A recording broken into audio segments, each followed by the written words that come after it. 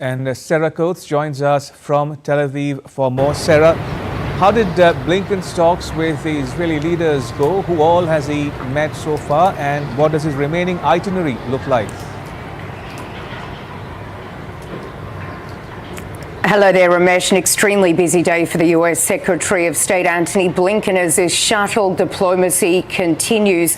As he stepped out of his hotel this morning, the Kempinski Hotel right here in Tel Aviv, he was greeted by a number of demonstrators, also hostage families. He was shaking hands with these people and, as you mentioned, really vowing to do everything in his power to bring these 133 hostages home. Now, shortly after that, he met with Israel's President Isaac Herzog, once again calling on Hamas to take what he's calling an extraordinarily generous deal, saying that the US is determined to get this done. Now, just a little while ago, I saw Blinken and his motorcade actually travelling along the road here behind me. They were on their way to Jerusalem. He is now meeting with the Israeli Prime Minister Benjamin Netanyahu. Shortly after that, he will meet with the Defence Minister Yoav Gallant, also the National Security Advisor Zahi Hanegbi.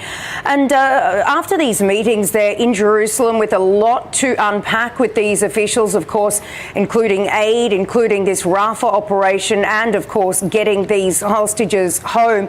He will head down to southern Israel and visit the Ashdod port. This has been open now for a few weeks for the delivery of aid into the Gaza Strip, also visiting a little later after that the Erez crossing, which is another one of these points that humanitarian supplies have been getting through. So certainly a very busy day for the Secretary of State, as I mentioned, and really a lot to unpack with this schedule.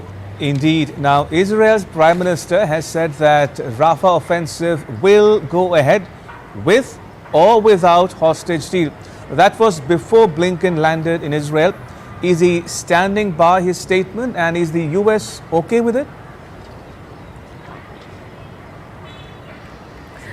Ramesh, what we need to remember here is just this incredible amount of pressure that the Israeli Prime Minister Netanyahu is under, especially from the far right flank in his coalition, which actually keeps him in power. There have been two ministers, Bezalel Smotrich, he's the finance minister, and also the national security minister, Itamar Ben-Gvir.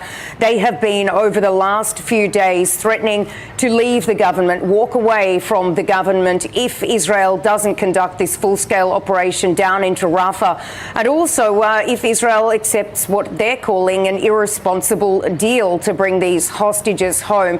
So I think it's pretty unlikely that we will see Netanyahu change his stance, just given the amount of pressure that he's under from the far right flank in his government. And we also need to remember what he said yesterday, and this was that Israel will fight until absolute victory. We will achieve our war goals, and this is defeating Hamas. Israel is of the belief that the last remaining 4 Hamas battalions are stationed down in Rafah, but this, of course, is also an area where 1.3 million or more internally displaced Palestinians are sheltering. And just very briefly, with no plan yet released as to how these people should get out, Army Radio here in Israel is reporting today that the IDF is preparing to set up so-called safe zones in the central part of the Gaza Strip, although people in Gaza simply say there is nowhere safe to go. Ramesh. All right, we'll leave it at that. Sarah, thank you. Sarah Coates reporting there from Tel Aviv.